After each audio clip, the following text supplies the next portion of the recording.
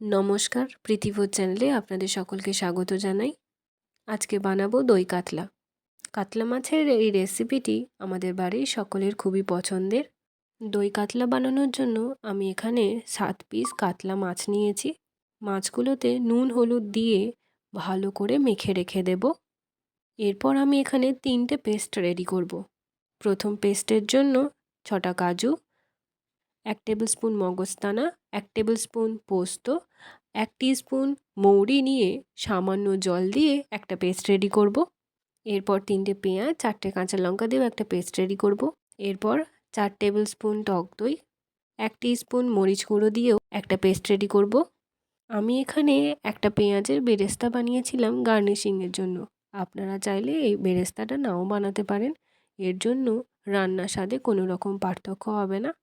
এরপর মাছগুলো আমি ভালো করে ভেজে রেখে দেব। ফোড়নের জন্য একটা তেজপাতা, একটা শুকনো লঙ্কা, 3টে এলাচ, 1 টুকরো দারুচিনি আর 4টে লবঙ্গ তেলে দিয়ে ভালো করে নেড়ে ছেড়ে নেব।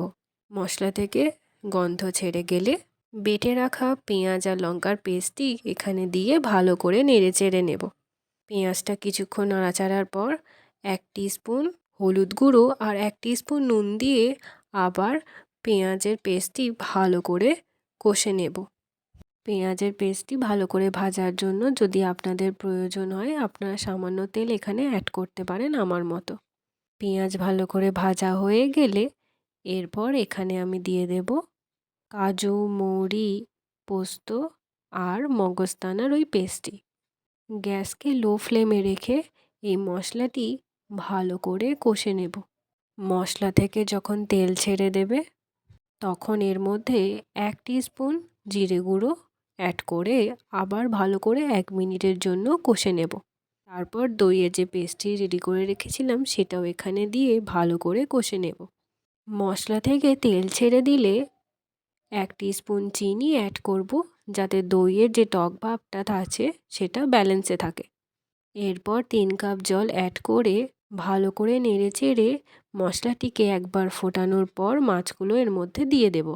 এবার গ্যাস হাই ফ্লেমে রেখে 10 মিনিটের জন্য ভালো করে ফুটিয়ে নেব। দই কাতলার গ্রেভি যখন ঘন হয়ে আসবে তখন জানবেন দই কাতলার রেসিপি অল ডান। এবার গ্যাসটা বন্ধ করে দিয়ে আমি যে বেরেস্তাটা বানিয়ে রেখেছিলাম এর মধ্যে ওপরে ছড়িয়ে দিয়ে আবার ভালো করে নেড়ে চেড়ে নামিয়ে নেব আমাদের দই কাতলা। আপনারা আমার মতন এই রকমভাবে দই কাতলা রেসিপিটি বানিয়ে আমাকে অবশ্যই জানাবেন আপনাদের কীরকম লাগলো।